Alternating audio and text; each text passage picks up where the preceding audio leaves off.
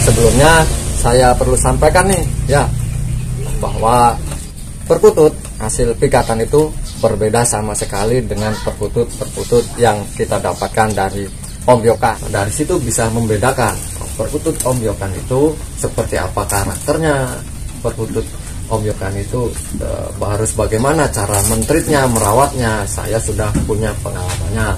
Awalnya ya mati terus, sama. Saya seringkali beli itu mati karena saat itu pada mulanya saya nggak tahu. Assalamualaikum warahmatullahi wabarakatuh. Apa kabar seluruhku semua pecinta perkutut?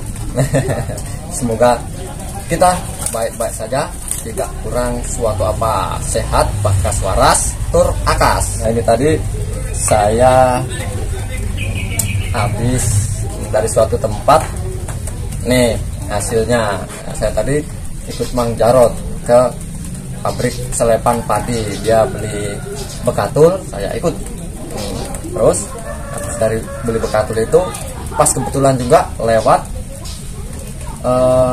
tukang pikat. Nah, tukang pikat itu masih satu kampung sama kami. Nah, kebetulan ada, saya belilah. Tapi sayangnya nggak sempet divideokan karena apa, itu tadi hujan karenanya. Tuh bekasnya tuh masih ada tuh bekas hujannya tuh ya. Sekarang juga masih mendung tuh. Nah, ya udah terpaksa kita cepet-cepet pulang. Nah, akhirnya begitu sampai rumah, ternyata bres ya, alhamdulillah aman. Nah, baiklah, kita coba buka ya, kita unboxing, terus kita amati nih si perkutut ini. Ini perkutut hasil pikatan, bukan hasil ombyokan seperti perkutut-perkutut yang ada di kios-kios atau lapak-lapak itu, bukan. Sebelumnya saya perlu sampaikan nih ya, bahwa perkutut hasil pikatan itu berbeda sama sekali dengan perkutut-perkutut yang kita dapatkan dari ombyokan. Nah, ya nggak tahu metodenya tuh waktu ditangkapnya itu, apakah di obor atau disuluh, apakah dijaring ya kan, apakah dengan metode lain yang saya kira ini yang terakhir ini, metode yang saya sebutkan ini ilegal. Ini diduga ditangkapnya itu atau diburunya itu menggunakan obat bius. Nah, itu marak sekarang akhir-akhir ini. Makanya awas nanti kalau dulur-dulur ngobyok, perhatikan perkutut-perkutut yang ada di kios atau di lapak atau di pasar itu seringkali mereka itu ditangkapnya menggunakan metode itu tadi yang diduga menggunakan bius itu. Nah, itulah yang kenapa kalau kita beli, kalau kita bawa pulang itu seringkali mati. Nah, itulah pada dasarnya karena perkutut-perkututnya makan obat. Gimana mau hidup sementara mereka keracunan ya. Orang aja kalau kena racun aja bisa lewat, apalagi perkutut. Nah, itu barangkali saudara-saudara pernah dengar istilahnya itu Potas atau cyanida. Nah, itu rumor yang beredar dan sudah bukan menjadi rahasia lagi bahwa bahan yang digunakan adalah itu si umpan itu yang untuk menjebak itu, yang digunakan sebagai media jebak itu direndam dulu ke cairan itu. Nah, lalu setelah siap ditebar di mana si kutut-kutut ini berada. Nanti si kutut-kutut itu makan, nggak berapa lama mereka mabok karena terkontaminasi oleh zat yang terkandung di dalam umpan itu. Makanya ketika ditangkap pun mudah karena mereka sudah tidak berdaya. 1-2 hari, 3 hari sampai seminggu barangkali mereka itu masih bisa tahan, masih kuat. Tapi setelah itu cenderung mengalami nasib tragis. Nah, akhir-akhirnya ya itu tadi mati ya kan, karena walaupun makan ya mereka masih sanggup makan, bisa makan ya kan, tapi si makanan yang mereka konsumsi itu tidak bisa dicerna dengan baik ya kan. Karena apa? Mungkin barangkali karena efek si obat bius itu tadi, saluran pencernaan mereka juga, organ dalam mereka itu rusak. Makanya ketika makanan itu harus dicerna dan diolah yang seharusnya menjadi saripati makanan, tidak bisa. Karena apa? Kerusakan fungsi-fungsi organ dalam itu. Nah, itulah kenapa mereka akhirnya mati. Ditandai dadanya itu ya, yang dibilang itu, yang kita sebut itu nyilet. Nah itu kenapa si makanan ini ya kan tidak berguna lagi untuk tubuh mereka. Nah itulah kenapa perkutut ombyokan itu rentan.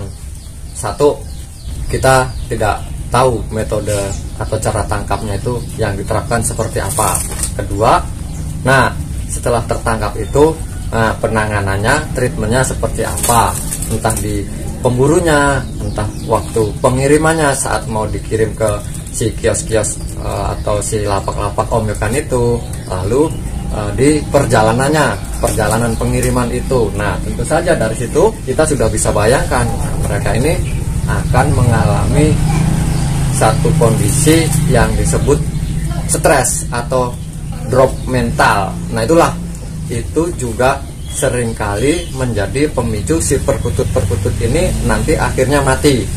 Belum lagi treatment kita di rumah ya, saat sudah nyampe rumah, nah, tanpa sepengetahuan kita, tanpa kita sadari, lantas si perkutut-perkutut ini kita jemur di sinar matahari yang kuat, sinar matahari yang panas, atau langsung kita kasih mereka mandi. Perawatan yang seperti itu juga turut mendorong mereka ini akhirnya yang ada bukannya menjadi kelangenan yang baik, yang gacor, yang rajin bunyi, yang menyenangkan hati, malah mereka pada akhirnya mati. Dari situ saya ingatkan sekali lagi, kalau memelihara perkutut-perkutut ombyokan ya mestinya kita nggak bisa cepet-cepet pengen langsung punya atau mendapatkan perkutut yang gacor, rajin bunyi, atau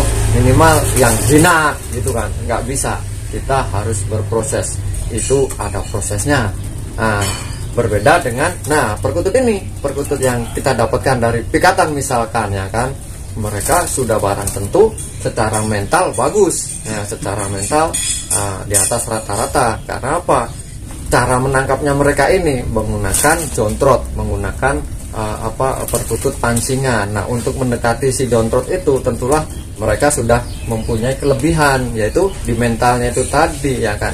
Nah begitu mereka mendekat, mendengar suara si jontrot ini, dia nyamperin ya kan, lalu mereka itu mengalami semacam pergulatan, walaupun nggak secara fisik, tapi mereka dalam hal ini ngadu suara, ngadu keindahan suara, keindahan gestur, seperti halnya mereka akan melangsungkan perkawinan. Tentu mereka memikat si betinanya itu dengan gerakan-gerakan tertentu ya kan, sehingga dengan gerakan itu si betina jadi terpikat. Nah seperti itulah si perkutut-perkutut pikatan ini, mereka mempunyai keunggulan dibandingkan perkutut yang dari ombyokan. Nah kalau kita miara perkutut yang dari pikatan ya kita boleh berharap wah pasti nanti akan cepat bunyi, akan cepat gacor, minimal akan cepat jinak. Bisa jadi, karena apa? Nah, mereka punya kelebihan itu tadi. Tapi kalau yang dari ombyokan ya, kalau berharap seperti itu rasanya berlebihan.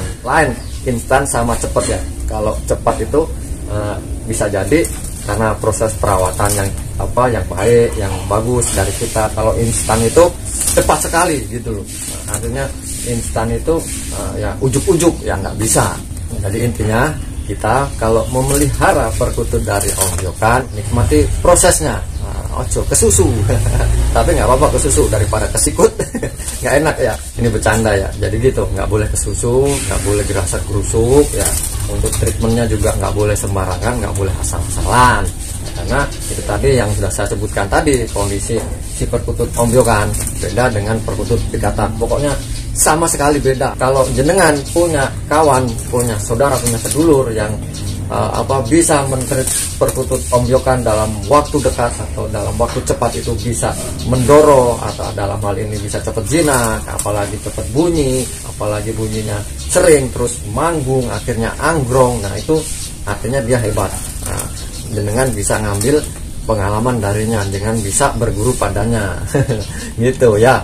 Nah, ini pengalaman saya selama menjadi ombyoker. Nah, saya dari situ bisa membedakan perkutut ombyokan itu seperti apa karakternya, perkutut ombyokan itu harus bagaimana cara mentreatnya, merawatnya. Saya sudah punya pengalamannya.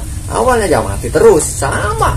Saya seringkali beli itu mati karena saat itu pada mulanya saya nggak tahu, saya nggak paham bahwa si perkutut itu ada cara menangkapnya itu dengan yang metode itu tadi, metode yang ilegal itu. Nah makanya ketika saya pas kebetulan dapatnya yang seperti itu, ya akhirnya ya sudah mati lagi, sudah berapa puluh kali saya. Nah, tapi dari situ saya ambil pengalamannya, saya ambil hikmahnya. Oh ternyata ya walaupun sama-sama ombyokan, tapi kalau memang cara nangkepnya seperti itu, nah itu udah nggak ada lagi harapan, kecil sekali kemungkinannya. Barangkali kalau metodenya lain ya, di jaring atau di obor, peluang hidup itu akan jauh lebih besar karena mereka apa ya itu tadi cuman mengalami apa yang dikatakan itu drop baik fisiknya atau mentalnya.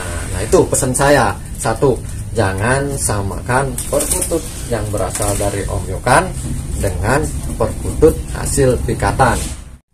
Sekarang ayo kita periksa ini si perkutut ini ya, kita perhatikan sama-sama. Nah, oke. Nah ya ini. Nah, coba perhatikan ya, tuh ya, tuh matanya cenderung kekuningan kelopak matanya ya, nah, tuh,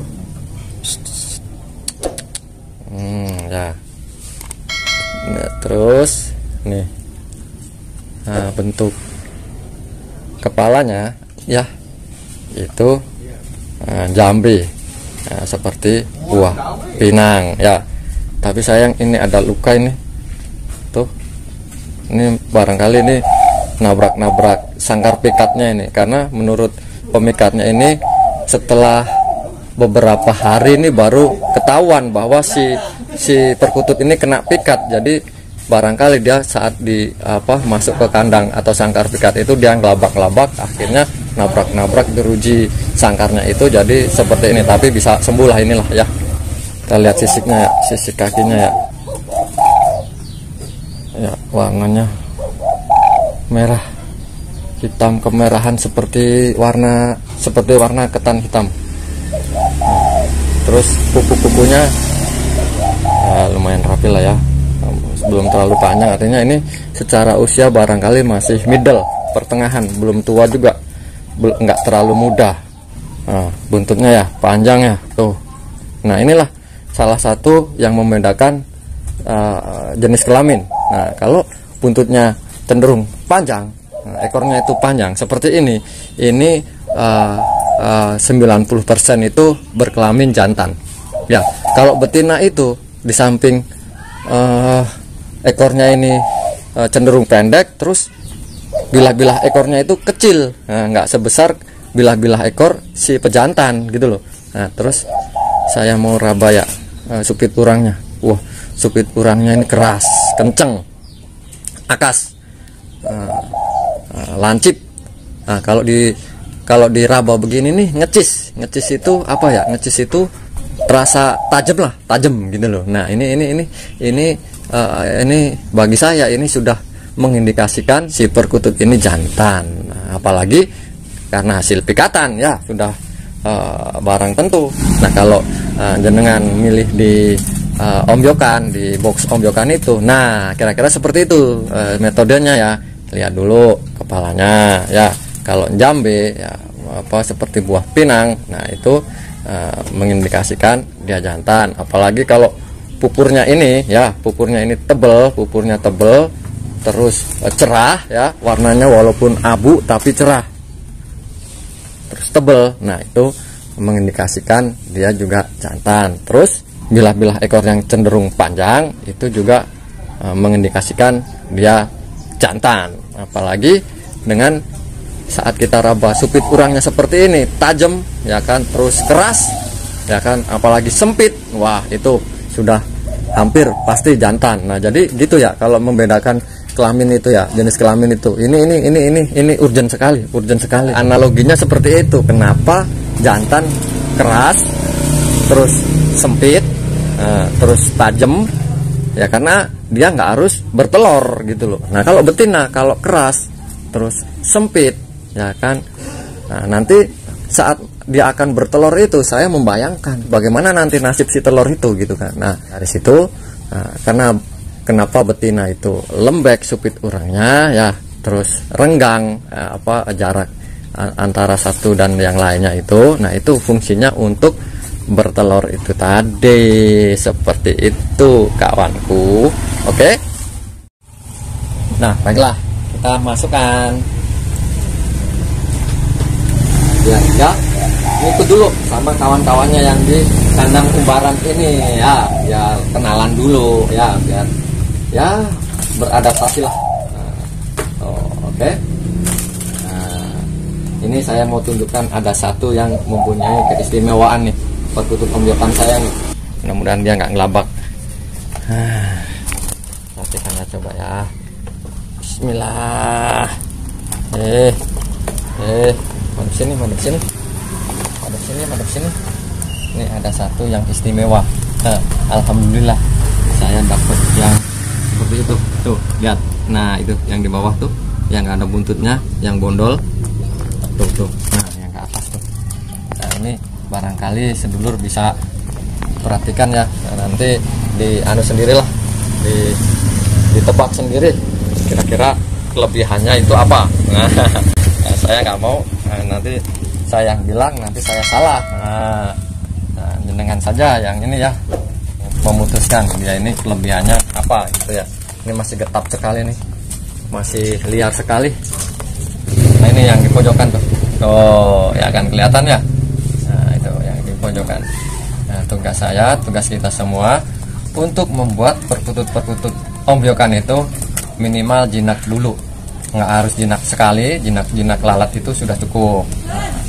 Terus kedua, bagaimana kita mentris mereka supayanya hidup.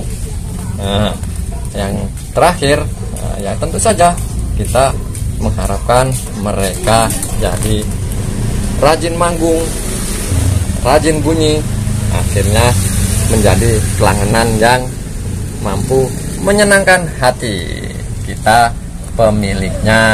Oke, demikian. Wassalamualaikum warahmatullahi wabarakatuh. Salam.